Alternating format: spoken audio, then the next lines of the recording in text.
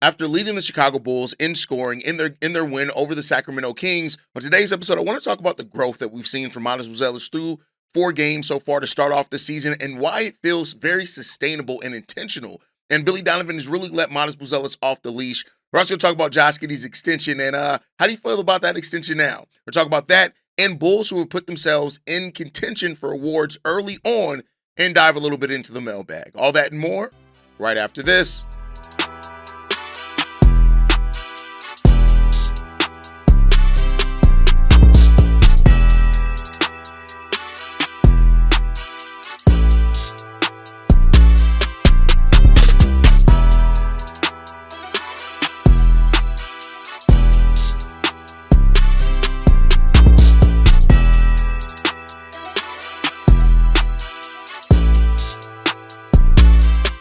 What's going on, Bulls fans? Welcome to another episode of Chicago Bulls Central, your number one spot for everything Chicago Bulls related. I'm the host there, Haize, but more importantly, you guys can follow the channel at Bulls Central Pod on every social media platform we happen to be on. With that said, let's go ahead and get into this content today, y'all. And I want to start off talking about Matas Buzelis. Like, not only did he lead the Chicago Bulls in scoring last night, but when you dig into the numbers of Matas Buzelis, you see clear ways and areas that he's grown his game actually quite substantially so far to start the season. Now, it's very early on in the season, right? And I want to make it clear here. One big game, one small game or whatever could drastically kind of change the averages. That's why I'm going to talk about more than just the box score stats, and we're going to get into that. But through the first 4 games of the season, Matas Buzelis is averaging 16.8 points per game, 4.8 rebounds, 1.5 assists, and he's doing that he's just killing it right now, right? And so when you also look at that, he's 51% shooting from the field and 33% shooting from threes. Now, his first 2 games of this season, he didn't hit a single three. So that 3-point percentage is rising. But it's not just about the numbers that Matas Buzelis is putting up. It's how he's putting up those numbers. Matas Buzelis has gone from 80% of his shots being assisted down almost 20% to 64% so far this season. What does that mean? That means that Matas has now gotten let off the leash a little bit more. He's doing more creation himself. He's doing more, using his own dribbles to create separation and get into the rim. And that's a really good thing right now. Matas is showing a growth in understanding when to take players off the dribble, how to use his size, how to use his length, and the jumping ability that he has to just get himself so much more open than what he's been before, right? On top of the added strength that he has. Right now, Buzelis is shooting 51% of his shots at the rim, and with 20% less of his shots almost being assisted, 16%. I'm rounding up, being unassisted. Like, you're talking about, like, Matas Buzelis is like he's doing a lot of this himself, right?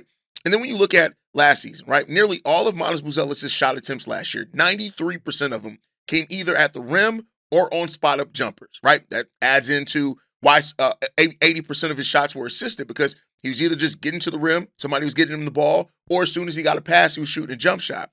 This year, you're seeing him do more pull-up jumpers. You're seeing 1/5 of his shots now are coming off the dribble. He's creating himself. He's also averaging one pull-up 2 and 1 pull-up 3 per game, which is really good, right? And then also, he's converting his off-dribble looks at a much higher rate on catch-and-shoot attempts, and he's growing as a catch-and-shoot player. But it's not just that either when you look at this, right? When you look at his field goal shooting percentage is increased, his 3-point shooting percentage is increased, his free throw attempts have all increased as well, right? So he's getting to the free throw line a little bit more. It's clear that now Matas Buzelis has the green light for Billy Donovan in a lot of ways as long as he's playing well, and he's doing that. He's attacking the rim a lot more often. When you look at it last season, right, he averaged only 2.7 drives per game, and he was doing more finishing than creating. And it is what it is. He shot the ball 44% on drives as a rookie. Now, you look at this season, he's up to 6.3 drives per game, almost tripling his number of drives per game. He has the 4th most of those on the team. We talked about how important drives are to the Chicago Bulls offense. And when you look at it, he probably should be attacking more. He's averaging 5.3 points per game off drives and also converting on 60% of those attempts. Matas Buzelis is turning into the complete package offensively. Now, the one area of his game that he's not doing a lot on is mid-range. He's only shooting about 8.2% of his shots in mid-range, but that's even still up from last year. He was only shooting 3.1% of his shots in the mid-range last year. I think with Matas and the separation he's able to create, as well as the height that he has, that midi is going to be important for him, and he's going to grow that midi. That's the next part of it. But as much as we can talk about the offense, and I get it, offense is easy to talk about. It's the defensive explosion that Matas Buzelis has had that I really want to focus a lot on. I just want to get into this, right? The Bulls are playing much better team defense, no doubt about that. Team defense has improved, which then it's going to make your individual numbers improve as well, right? But it's about how Matas is owning his one-on-one matchups that is really standing out to me personally. What do I mean by that? Matas has a 108 defensive rating so far this season. That's compared to 115 last season, right? And many people know the lower number is the better number for defensive rating. It's weird that way. And so that's a huge growth from year over year. On top of that, opposing teams are scoring 3.2 points worse per 100 possessions when Matas Buzelis is on the court. And get this, players that Matas Buzelis is guarding one-on-one is shooting shooting the ball almost 2% worse than their averages when he's not guarding them. I'm not saying that Matas Buzelis is all of a sudden turning into some amazing defensive stopper. That's not what I'm saying. But I am saying that the growth that he's had defensively is evident. You see that. You can feel that. It's palpable that Matas Buzelis has grown as a defender this season. And that's the amazing part to watch as well.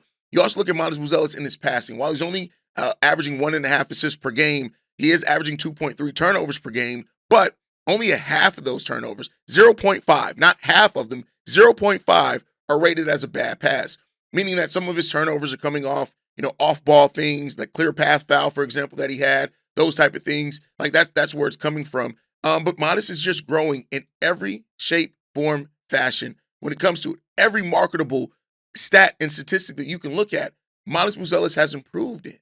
And that's the growth that you want to see from a player like Matas Buzelis. I mean, his shot chart is everything spread out, right? And that's a growth from him from last year. This season so far, Matas Buzelis, when you look at his shooting, 20%, if you add in above the break and corner threes, 36% of his shots are coming from the three-point line. Not bad. 51% of his shots are coming from the restricted area. Another 4% are coming from in the paint.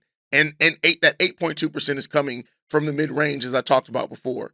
Matas is growing. The variety of shots, 44.9% of his shots are jump shots. 36% are layups. 12% are dunks, right? And another 6% are floaters. You're just seeing a much better and more varied shot chart for Matas Buzelis. Last year, when you look at it, 51% of his shots were jump shots, and another almost 20% were dunks, right? Like, so he didn't have that variety in shots that you're seeing now from Matas Buzelis. He's showing more intention. He's growing as a player. And Matas saying that he wanted to come into this league and win Most Improved Player of the Year, I tell you what, he's doing his best to put his best foot forward to make that a possibility for him. He's putting that forward. Matas is playing really, really, really well. And I love seeing this because not only, I've said it before, the thing that I love to do is I love to hold players accountable to what they said that they want for themselves. I can have some arbitrary, a market or barrier that I want the players to hit, but when they say it themselves, Matas coming into the season saying, "Yeah, I want to win Most Improved Player," but he also said it's all about the team success. That he wants to do whatever the team needs him to do, and you're seeing that he's grown defensively, he's grown offensively, he's grown as a ball handler, he's grown at creating his own shot. We're talking about a player that from year 1 to year 2 is doing all of this. You are typically looking at players at year 3 to put that all together. Now, I want to be clear here. There could be a rough patch at some point coming this season for Matas Buzelis. That's fine. It's going to happen. He's ahead of schedule in one way or another. But for Matas to already be showing this stuff, right? And you got to keep in mind, one of those games, he only played 12 minutes because he got in foul trouble. What would that game have looked like for him and done for his numbers? Again, one game really does change a lot for your numbers at this part of the season where we are. The growth of Matas is real. It's not just a thing for question. Let's see how consistent he can stay in it. That three-point shooting percentage is going up every game. Like I said, he started off the season going 0 for 5 over the first 2 games. He's been much better since then, 4 for 6 last night. So, maybe that's the game where he really starts putting all this stuff together. And we'll see.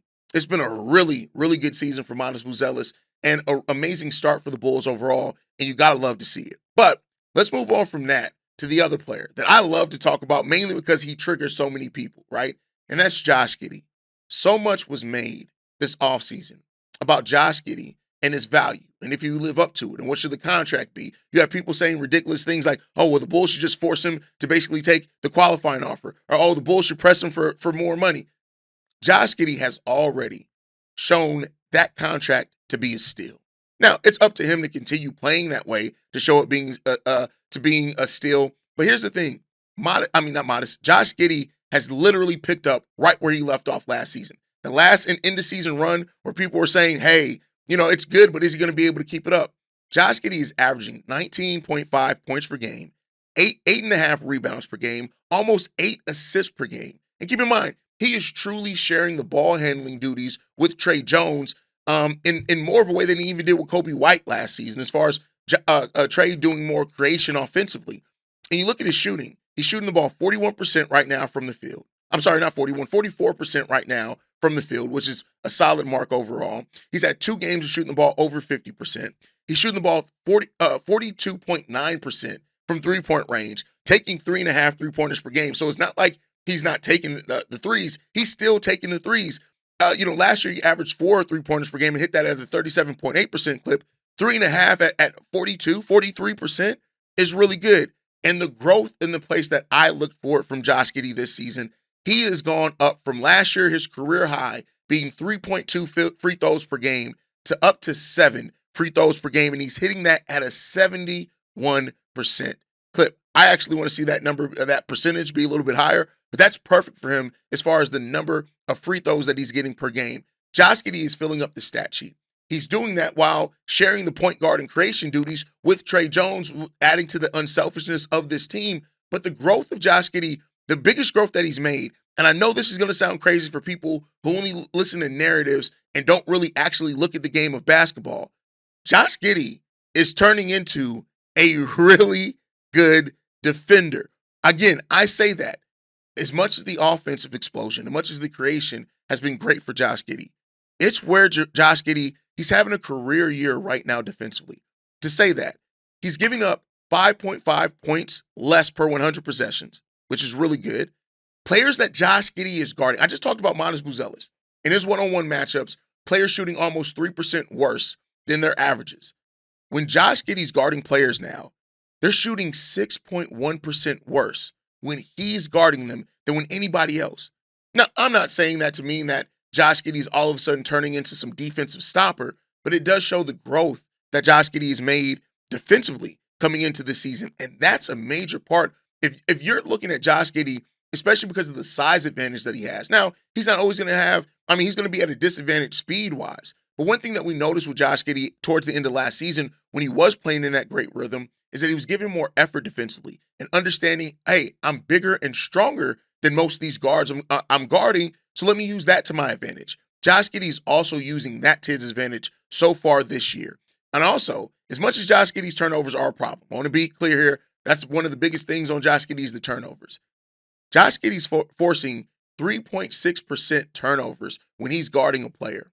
Now, some of that isn't guarding one-on-one. Some of that's him jumping into the passing lanes, which we saw a little bit last night. It's just showing an increased recognition of how to get those turnovers. And Josh Giddey's doing a really good job at that. And also, when you look at it, opposing teams are the player that he's guarding is getting negative 3.5% worse offensive rebounds. Now, the Bulls have been a good defensive rebounding team all year round, but a lot of these things are playing into Josh Giddey. And the reason why I wanted to talk about Matas and Josh Giddey on this episode, not only just because of the performances that they've had, but because you're getting all this from your 23-year-old point guard and your 21-year-old forward.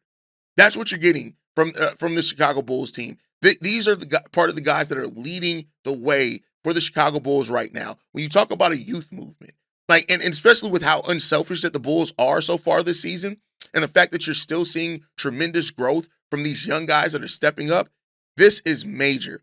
And you love to see this for the Chicago Bulls because this is what makes the future brighter for this team. This is what makes those things. As it stands right now, the Bulls still have 6 players averaging in double figures, which is really good, with Patrick Williams averaging his 9.3 points per game. And keep in mind, Kobe White still isn't here yet.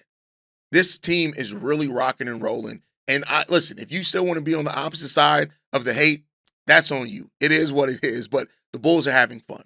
Now, the last thing that I want to end this on before we get into the mailbag, I feel like there are 3 Chicago Bulls right now who have put themselves in way too early award consideration. I want to keep in mind, it's way too early for award consideration, but you do have to start doing those things early. One, Ayo Dosunmu is legitimately a 6th Man of the Year candidate. One of the things I talked about with Ayo is that if he wanted to be the 6th Man of the Year this year, the Bulls had to win. Now, he can get votes. He can be high up there, but typically the winner of that award goes to a team with a winning record. Now, we'll see if that ends up happening. But this season is his best season by far. 15 points per game, 52% shooting from the field, taking 10.5 shots, the most shots he's ever taken in his career, and he's doing that coming off the bench in 25 minutes. He's also hitting 50% of his threes, taking 4.5 3-pointers per game. He's averaging 2.8 rebounds, which is right around his career average, 2 assists per game. He's not doing as much on-ball creation as he has before, and Ayo Dosunmu is just balling right now. But outside of just the counting stats, when Ayo comes into the game, the energy changes. And even when he's not scoring, he didn't score a lot in yesterday's game. He just didn't. But even when he's not scoring, his presence is being felt because he's a two-way player that's giving defensive effort as well for the Chicago Bulls.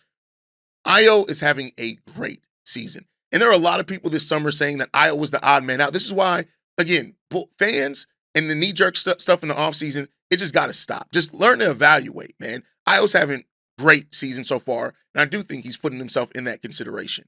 And then the next two, Tre Jones and Matas Buzelis are both in consideration for Most Improved Player of the Year. I just talked a lot about Matas and his numbers, so I'm not going to spend a lot of time talking about Matas' numbers because we just talked about that.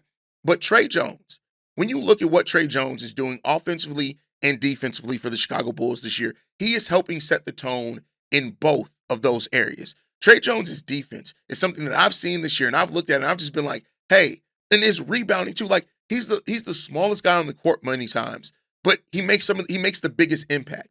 That's real, right? To be the smallest guy on the court, but to make the impact, he's towards the top of the league in assist percentage. He leads the Bulls in every on-off number just about. He's really stepping into that Lonzo type role that we talked about. We talked about how even last year with Lonzo not being there much, how much him when he was there, he was leading the Chicago Bulls in a lot of areas. Tre Jones has stepped into that role admirably, and he deserves some acknowledgement for what he's been doing so far and how he's made an impact for this team. You look at Tre, and this is a guy that, in his previous stops around the NBA, yeah, he's had some opportunity. Make no mistake about it. He's had some starts, but, at the end of the day, like what he's doing right now, 12.5 points per game, which is a number that he's hit before as a starter, but he's doing it at 3.5 rebounds, 7.5 assists, the highest number of his career as well. He's averaging 3 steals per game. Tre Jones is definitely putting himself, and being only 25 as well. I think people forget because he's been in the league for a while. Tre is still a very young player, and how he's impacting this team has been great to see, man. But yeah, I think those are the 3 Bulls that have put themselves in consideration for postseason awards. But you guys can let me know how you feel down below. With that said, we're 4-0. So I got to dive a little bit into the mailbag, man. We got 2 voicemails to get into today. This one's from Corn. Hey, what's the good word, King Drip? It's your brother Corn, man. Let's get right the fuck into it. Hey, we are 4-0. Who would ever thought that we will be 4-0?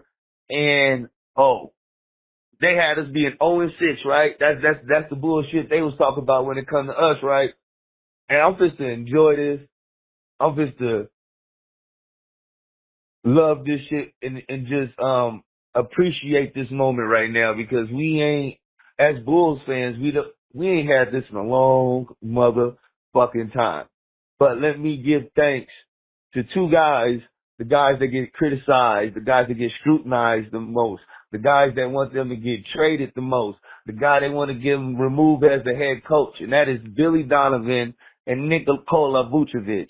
Hey, man, Billy is coaching his ass off, right? There's no complaints. He is making adjustments. Finally, he is making adjustments, man. And he's doing a wonderful job at the rotations and like he's just He's understanding how to use this. This is his vision, and it was good, and it was fitting to see the vision of his offense against guys DeMar DeRozan and Zach LaVine. Haize already talked about that a minute ago. But hey, man, shout out to Billy D, man. Hell of a job coaching. And Nicola. I've been silenced when it comes to Nicola because everybody been sitting up there talking and all that. You see, I ain't said one word about Vooch. I ain't said trade him or none of that. I just sat back in silence and watched the silence and say, let his game speak for himself. So how his game been so far, y'all? That's all I got to say to y'all. How his game been so far? The ones that wanted to trade him for a bag of chips. How? How is his game been? Hey, man, shout out to Vooch, man. Keep on doing you, man. Hey, I'm loving it, man. He looked rejuvenated. He's playing defense. Man, hey, man, we 4-0. We 4-0. Y'all know what I'm dealing with on the other side of the fence. So I'm just enjoying my sports moment right now, man. And, hey, man, let's keep this shit going, man. Let's stay undefeated, man, for the month of October. Peace and blessings. You already know. You already know, my brother. C-Red, let's go. Billy Donovan is coaching well. He's coaching amazingly right now. Everything that Billy Donovan is doing as far as managing the rotations, understanding when to leave players in, when to take players out, calling times out. Like, this is some of the best coaching that I've ever seen Billy Donovan do as being a coach of the Chicago Bulls. He's just doing a great job. And if people still want to hate on it, let them hate and watch the wins stack up is all I can say on that one, because Billy Donovan is killing it right now. As far as Vooch, absolutely, bro. And we'll probably focus a little bit more on Vooch because Vooch is having one of the best and most efficient seasons of his career. We're talking about a 15-year vet here that seems reinvigorated and is absolutely killing it. And for people that are like, oh, I don't understand why Nikola Vucevic is still on the team. If you're watching this team play and you don't understand why Nikola Vucevic is still on this team as things stand right now, I don't know what to tell you. You just don't know basketball is what it comes down to. And that's not to say that a different type of center, especially with the Bulls and how they're giving up points in the paint, would help this team tremendously. A shot blocking threat would absolutely help him. But Vooch and what he does is helping this team win basketball games. And at some point, the haters just got to shut up. All right, let's get into this next voicemail, man. This one's from Todd. Yo, what's good, Haize? It's Todd, man. I'm giving you a shout after the Bulls go 4-0. And I wanted to get this thought out before I forget about it. But, man, let's talk about Acme. 9 to 10 good players. That shit might be the future, bro. And I think that for all that we've gone through, and let me caveat all that I'm about to say with I still despise them for not getting a pick with from Caruso, but all good. I think I know why.